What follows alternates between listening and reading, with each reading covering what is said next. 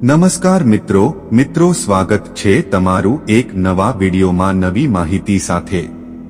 મિત્રો આપણા હિન્દુ ધર્મમાં યજ્ઞ કે હવનનું અત્યંત મહત્વ જણાવાયું છે અને હવનની અગ્નિને શુદ્ધિકરણ માટેનું સૌથી મોટું માધ્યમ ગણવામાં આવે છે। હવન કે યજ્ઞનો અર્થ એ છે કે કુંડમાં અગ્નિના માધ્યમે દેવી દેવતાઓને હવિષ્ય એટલે કે સામગ્રી પહોંચાડવાની પ્રક્રિયા અને આ સામગ્રીને મિત્રો ભેગી કરીને હવનની પવિત્ર અગ્નિમાં આહુતિ આપવામાં આવે છે। મિત્રો ઋષિમુનિઓ દિવ્ય દ્રષ્ટિ પ્રાપ્ત કરવા, દેવી દેવતાને પ્રસન્ન કરવા, વરસાદ લાવવા, રાક્ષસોનો નાશ કરવા જેવા કામો માટે યજ્ઞ કરતા અને રાજાઓ પોતાના રાજ્યની ખુશહાલી, વિસ્તાર અને શત્રુઓથી રક્ષા મેળવવા પણ યજ્ઞ કરતા હતા।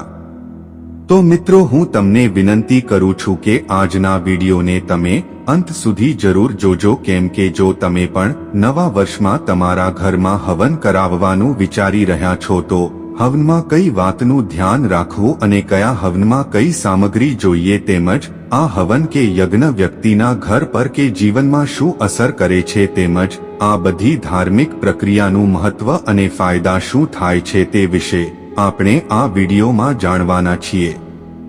જેથી જો કોઈ વ્યક્તિના જીવનમાં કોઈ કારણસર નકારાત્મકતાની અસર થઈ હોય કે કોઈએ કામણગારી મેલી વિદ્યાનો પ્રયોગ કર્યો હોય તો આ બધી ખરાબ અસરોનો અંત લાવી શકાય।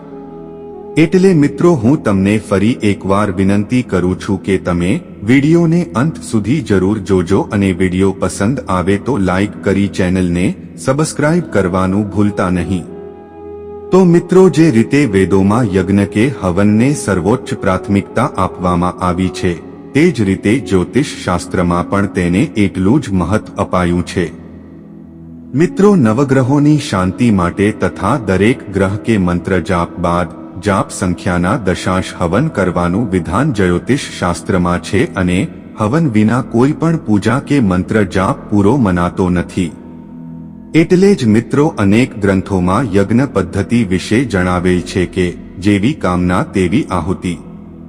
આ વાતને મિત્રો ટૂંકમાં કહીએ તો સુખ સમૃદ્ધિની કામના માટે હવન કરવામાં આવે તો તેમાં કોઈ વિશિષ્ટ વસ્તુની આહુતિ અપાય છે અને આરોગ્ય માટે અલગ સામગ્રી વપરાય છે તેમજ નવગ્રહોની શાંતિ માટે પણ અલગ સામગ્રી વપરાય છે।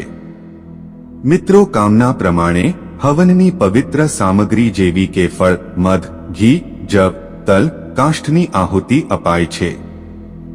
આવી જ રીતે હવન સમિધા એટલે કે સમિધા એ લાકડાને સંબોધન કરતો શબ્દાંશ છે જે હવન કે યજ્ઞમાં નાખવા માટે ઉપયોગમાં લેવાય છે। જો નવગ્રહોની શાંતિ માટે હવન કરવામાં આવી રહ્યું છે તો દરેક ગ્રહ પ્રમાણે અલગ અલગ સમિધાનો ઉપયોગ કરવામાં આવે છે। જેમ કે સૂર્ય માટે અર્ક, ચંદ્ર માટે પલાશ, મંગળ માટે ખેર, બુધ માટે ચીડ અને ગુરુ માટે પીપળ, શુક્ર માટે ઉંબરો, શનિ માટે શમી, રાહુ માટે દુર્વો અને કેતુ માટે કુશાની સમિધાનો ઉપયોગ કરવામાં આવે છે। મિત્રો અર્કની સમિધા એટલે કે લાકડું રોગોનો નાશ કરે છે।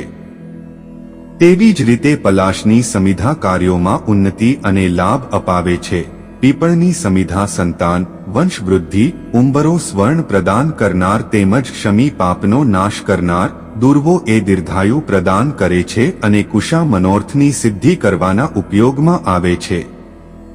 અન્ય દેવી દેવતાઓ માટે કેરી, પલાશ, અશોક, ચંદન જેવા વૃક્ષોનો ઉપયોગ કરવામાં આવે છે।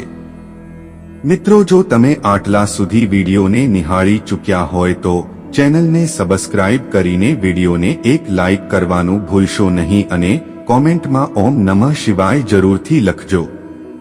મિત્રો આગળ જોઈએ તો હવનમાં ઋતુ પ્રમાણે પણ લાકડાનો એટલે કે સમિધાનો ઉપયોગ કરવાનો સ્પષ્ટ નિયમ છે।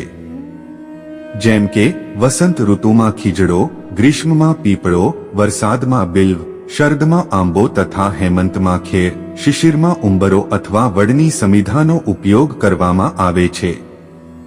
એ જ રીતે અગ્નિમાં પણ મુખ્યત્વે શુદ્ધિકરણનો ગુણ છે જે તે પોતાની ઉષ્ણતાથી દરેક બુરાઈઓ અને રોગોનો નાશ કરે છે। મિત્રો અગ્નિના સંપર્કમાં જે પણ આવે છે તે શુદ્ધ થઈ જાય છે। પરિણામે સનાતન કાળથી યજ્ઞ હવનની પરંપરા ચાલી રહી છે અને મિત્રો અનેક શોધકર્તાઓ પણ સાબિત કરી ચૂક્યા છે કે જે જગ્યાએ હવન થાય છે ત્યાંની હવા અન્ય જગ્યાની હવાની સરખામણીએ શુદ્ધ હોય છે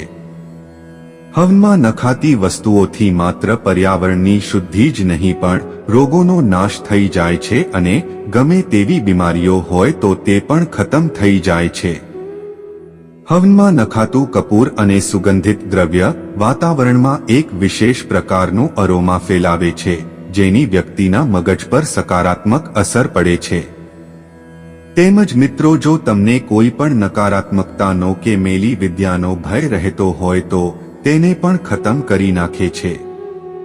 મિત્રો હવનમાં ઉપયોગમાં લેવામાં આવતી સામગ્રીમાં થોડીક વાતોનું ધ્યાન પણ રાખવું જોઈએ જેથી કરવામાં આવેલ યજ્ઞ કે હવનનું ફળ આપણને ફળે તો મિત્રો હવનમાં વપરાતી સામગ્રી સડેલી બગડેલી કીડાવાળી કે ભીની ન હોવી જોઈએ તેમજ સ્મશાનમાં લાગેલા વૃક્ષોનો સમિધામાં એટલે કે લાકડાનો ઉપયોગ ન કરવો જોઈએ જે ઝાડ પર પક્ષીઓનો માળો હોય તો તેને કાપીને હવનમાં ઉપયોગ ક્યારેય ન કરવો જોઈએ અને તે સિવાયની બીજી ડાળીને કાપી ઉપયોગમાં લેવી જો તમારે હવનમાં લાકડું વાપરવું હોય તો જંગલ અને નદીના કિનારે લાગેલા વૃક્ષોની સમિધા લાકડું હવન માટે સર્વશ્રેષ્ઠ મનાય છે